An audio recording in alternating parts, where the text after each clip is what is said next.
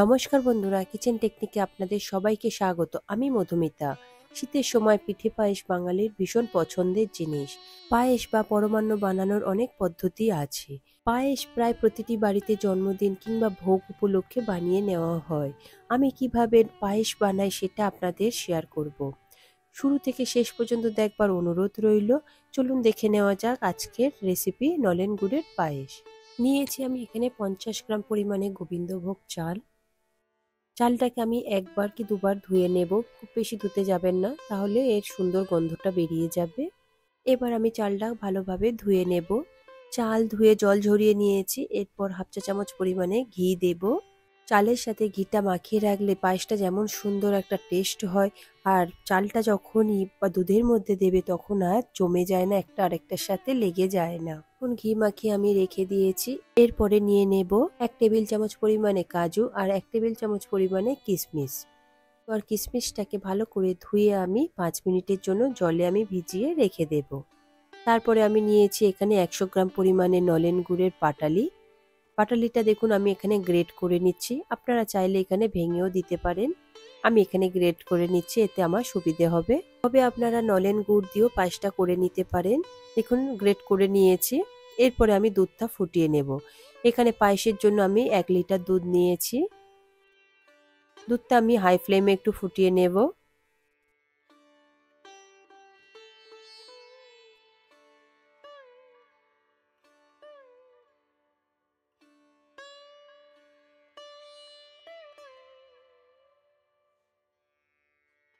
দেখুন দুধটা আমার ফুটে উঠেছে। তবে দুধটা ফুটিয়ে আমি একটু অনেকটাই ঘন করে নেব।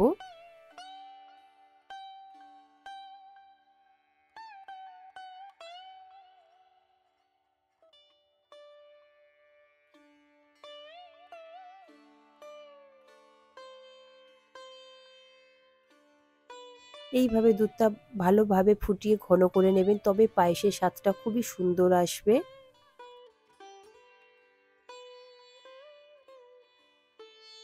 দেখুন দুধটা ফুটে আমার অনেকটাই ঘন হয়ে গিয়েছে।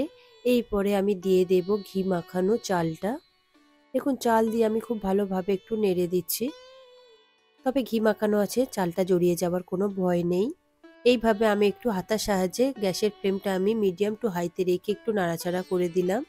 দেখুন দুধ আমার ফুটে উঠেছে। ঠিক এই সময় আমি দিয়ে দিলাম 3টে থেতো করা এলাচ আর 2টো তেজপাতা। দিয়ে আমি আবারও একটু নাড়াচাড়া করে দিয়ে আমি ফুটতে দেব। আর কড়াইয়ের সাইডে যে দুধটা জমে যাচ্ছে সেই দুধটা এইভাবে স্প্যাচুলার সাহায্যে বা খুন্তির সাহায্যে এইভাবে তুলে দেবেন। এরপর আমি দিয়ে দেব স্বাদ মতো নুন। দিয়ে আমি আবারও গ্যাসের ফ্লেমটা মিডিয়াম টু হাইতে রেখে আমি একটু ফুটতে দেব, চালটা যাতে সিদ্ধ হয়ে যায়। দেখুন আমি দেখছি চালটা এখনো একটু সিদ্ধ হতে বাকি রয়েছে, তাই আমি আরো 5 মিনিট মতো ফুটিয়ে নেব।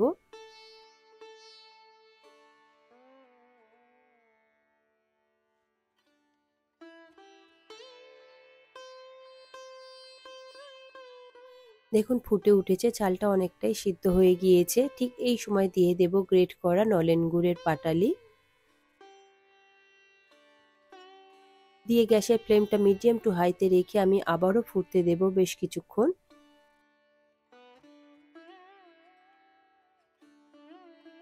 গুড়টা দেওয়ার পরে পায়েসের কালারটা কত সুন্দর হয়ে গেল। আর আমি একটা ফ্রাই প্যান নিয়েছি, নিয়ে তাতে হাফ চা চামচ পরিমাণে ঘি দিয়ে দেব। এরপরে আমি বাদাম আর কিশমিশটা একটু ভাজা ভাজা করে নেব, জল থেকে আমি তুলে নিয়েছিলাম। দেখুন আমি গ্যাসের ফ্লেমটা একদম লোতে রেখে হালকা করে একটু ভেজে নেব, বেশি লাল করে একদমই ভাজবেন না, তাহলে কালো কালো দেখতে লাগবে। দেখুন আমার ভাজা হয়ে গিয়েছে, আমি সরিয়ে রাখবো। এরপরে দেখুন দুধটা আমার কত সুন্দরভাবে ফুটে ঘন হয়ে গিয়েছে, চালটাও সিদ্ধ হয়ে গিয়েছে। ঠিক এই সময় আমি ভেজে রাখা বাদাম আর কিশমিশটা দিয়ে দেব। দিয়ে আমি আবারও একটু নাড়াচাড়া করে দেব।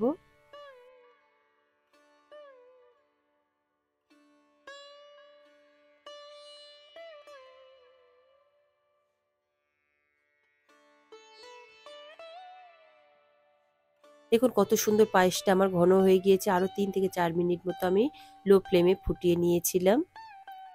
চাল আমার একদমই সিদ্ধ হয়ে গিয়েছে খুব সুন্দরভাবে। পায়েসের মিষ্টিটা একদমই ঠিক রয়েছে। 50 গ্রাম চাল আর 1 লিটার দুধ আর 100 গ্রাম নলেন গুড় দিয়ে ভীষণই সুন্দর একটা টেস্ট এসেছে। খুব বেশি মিষ্টি পায়েসে একদমই ভালো লাগে না। রেডি হয়ে গিয়েছে আমার নলেন গুড়ের পায়েস। পায়েসটা এইরকমই পাতলা থাকবে, ঠান্ডা হলে অনেকটাই বসে যাবে। আর উপর থেকে আমি বাদাম, কিশমিশ আর নলেন গুড় একটু গ্রেট করে দিয়েছি। এই রেসিপিটা আপনাদের যদি ভালো লেগে থাকে অবশ্যই একবার বানিয়ে দেখুন। আশা করছি আপনাদের ভীষণই ভালো লাগবে। লাইক শেয়ার করবার অনুরোধ রইল। সাথে এই রকম সব নিত্য নতুন রেসিপি পাওয়ার জন্য কিচেন টেকনিককে সাবস্ক্রাইব করে পাশে থাকার অনুরোধ রইল। তবে আজকের মতো এই পর্যন্ত, আবারও দেখা হবে অন্য কোনো রেসিপির সাথে। সবাই ভালো থাকবেন, সুস্থ থাকবেন আর ভিডিওটি পুরো দেখবার জন্য অসংখ্য ধন্যবাদ।